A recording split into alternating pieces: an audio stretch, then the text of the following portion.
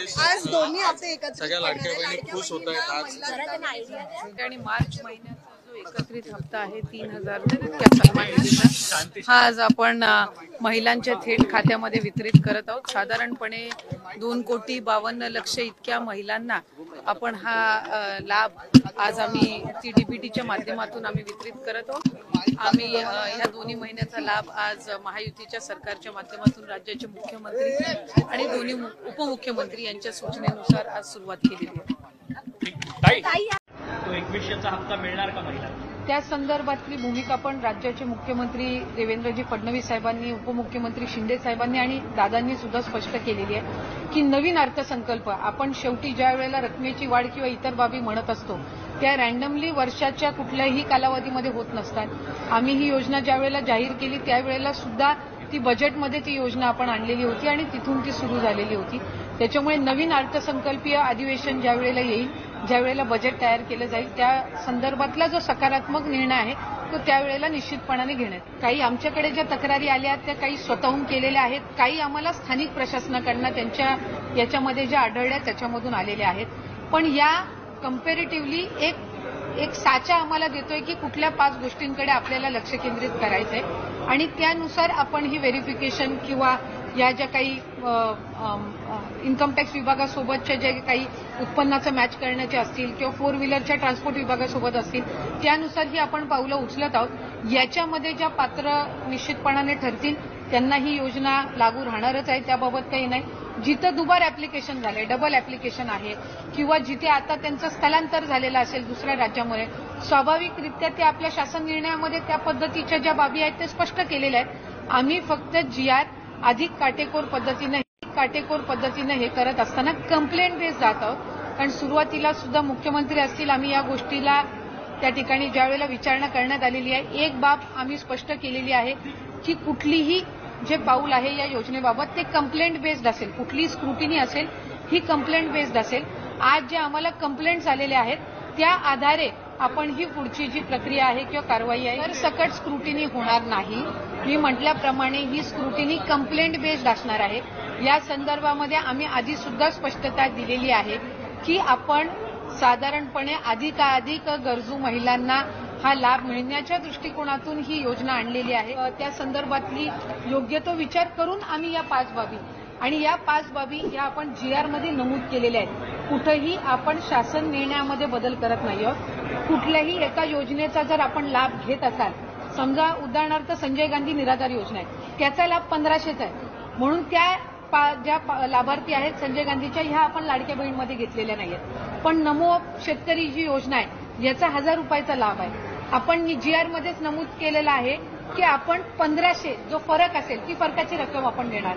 त्याच्यामुळे याच्यात आपण कुठेही GR मध्ये आपण बदल करत नाही। दुचाकी आहे आम्ही GR मध्येच नमूद केलेलं आहे पण 4 चाकी यांनी काही कंप्लेंट्स आम्हाला आलेल्या आहेत तर त्याच्यानी आपण फक्त म्हटल्याप्रमाणे ही स्क्रुटिनी कंप्लेंट बेस्ड असणार आहे।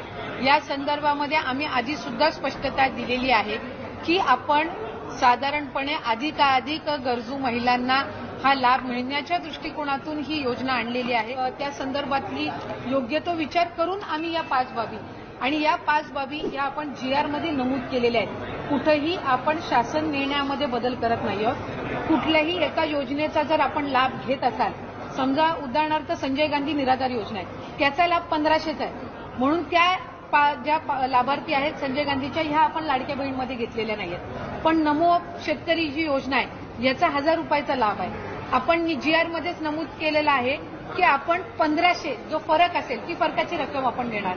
त्याच्यामुळे याच्यात आपण कुठेही GR मध्ये आपण बदल करत नाही। दुचाकी आहे आम्ही GR मध्येच नमूद केलेलं आहे पण 4 चाकी यांनी काही कंप्लेंट्स आम्हाला आलेल्या आहेत तर त्याच्यानी आपण फक्त पॅन त्याच मुद्द्याची आपण पॅन महाराष्ट्र आपण स्क्रुटिनी करतोय। आपण कुठेही विदाऊट कंप्लेंट आम्ही स्क्रुटिनी इनिशिएट करत नाही आहोत। त्याच्यामुळे मी स्पेसिफाय केलेलं आहे की या 5 बाबी इन्कम टॅक्स म्हणजे उत्पन्नामध्ये जर वाढ झालेली असेल 2.5 लाखाच्या पलीकडे जर कुठल्या लाभार्थ्यांचं उत्पन्न गेलं असेल तर ते आता त्या योजनेसाठी लाभार्थी म्हणून पात्र नाहीयेत। जर दुचाकीच्या वर जर कोणाची वाहनं 4 चाकीची असतील ते पात्र नाहीयेत। जर ते इंटरस्टेट जर योजनेसाठी लाभार्थी म्हणून पात्र नाहीयेत। जर दुचाकीच्या वर जर कोणाची वाहनं 4 चाकीची असतील ते पात्र नाहीयेत। जर ते इंटरस्टेट जर मॅरेजेस झालेले असतील तर ते आता त्याच्यासाठी पात्र नाही आहेत. सरकारी नोकरी लागली असेल तर ते पात्र नाही आहेत. आणि आधार कार्ड आणि बँकचं हे जर नावामध्ये फरक असेल आणि त्यांनी ती लक्षात आणून दिलेली आहे तर ते पात्र नाहीत. पण याच 5 बाबींवर आपण पॅन महाराष्ट्र जे आहे ते आपण त्या संदर्भातली योग्य ती पावलं उचलत आहोत. नाही, विषय याच्यामध्ये सरकारचा निधी वाचवणं नाहीये, कारण आम्ही सुरुवातीच्या कालावधीपासूनच 2.5 कोटी लाभार्थी आपले असतील हे आम्ही विभाग म्हणून सुद्धा धरून चाललेलो होतो. जेव्हा बजेटची सुद्धा घोषणा झाली त्याच्यानंतर सुद्धा 2.5 कोटी लाभार्थी हे साधारणपणे रफली मॅक्सिमम असतील, हा एक त्याच्यामुळे पैसे वाचवणं किंवा निधी वाचवणं हा विषय नाहीये. याच्यामध्ये ज्या काही कंप्लेंट्स मधल्या कालावधीमध्ये आल्या आणि त्या फक्त स्थानिक प्रशासन किंवा तिथल्या यांच्याकडून आल्या नाहीत, तर वेगवेगळ्या माध्यमांकडून सुद्धा त्या आमच्याकडे येत होत्या. कारण बरेचसे माध्यमं सुद्धा आम्हाला हे करायची की अशा काही स्थानिक पातळीवर आम्ही मीडियामध्ये ज्या वेळेला आम्ही चर्चा करत असतो त्यावेळेला अशा पद्धतीची जी रियालिटी, तर त्यानुसार आपण जात आहोत. याच्यामध्ये कुठेही पैसे वाचवणं किंवा या सगळ्या बाबींचं हे नाहीये. लाडक्या बहिणींसाठी अतिशय आनंदाची बातमी आहे. आता 21 रुपयांचा हप्ता वाटप सुरू झालेला आहे. 15 जिल्ह्यात लाडक्या बहिणींच्या खात्यामध्ये पैसे यायला सुरुवात देखील आता होणार आहे. बघा, भरपूर लाडक्या बहिणी या योजनेमध्ये बादसुद्धा झालेल्या आहेत. त्याची कारणं आता आपल्या समोर आलेले आहेत.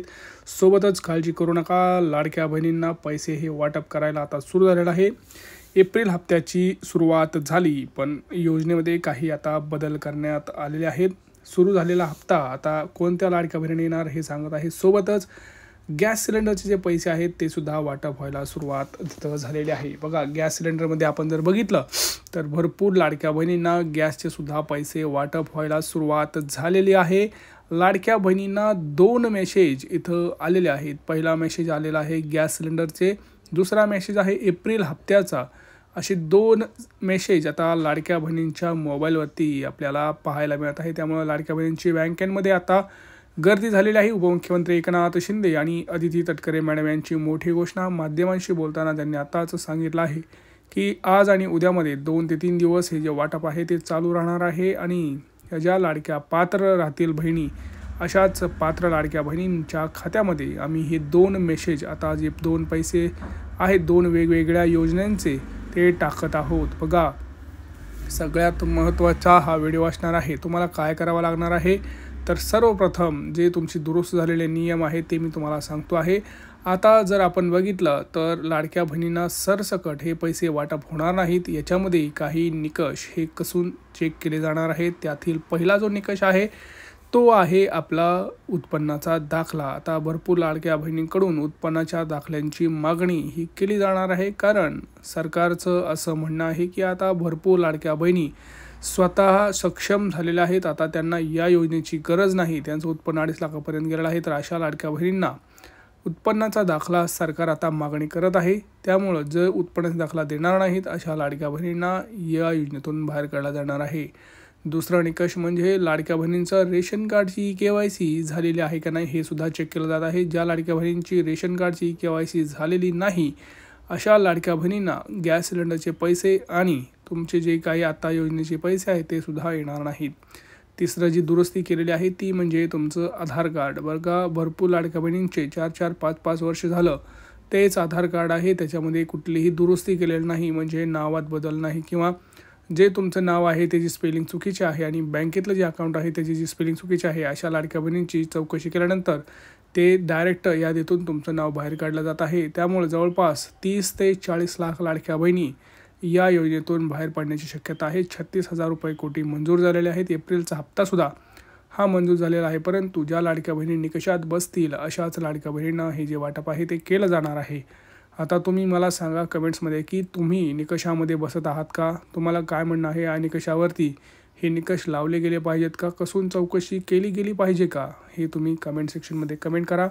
कोणाकोणाला हप्ता आलेला आहे त्यांनी कमेंट सेक्शनमध्ये कमेंट करा. जानेवारी, फेब्रुवारी आणि मार्च या महिन्याचे हप्ते आले का हे सुद्धा तुम्ही कमेंट सेक्शनमध्ये सांगा. तुमचं गॅस कनेक्शन महिलेच्या नावावर आहे का हे सुद्धा कळवा. नसेल तर ते करून घ्या, कारण त्याच्याशिवाय तुमच्या जे काही खात्यावरती पैसे आहेत ते येणार नाहीत. त्याची KYC सुद्धा करून घेतले पाहिजे. सगळे डॉक्युमेंट्स क्लिअर ठेवा. काही प्रश्न असेल तर नक्की विचारा. भेटूया पुढच्या व्हिडिओमध्ये. तोपर्यंत जय महाराष्ट्र.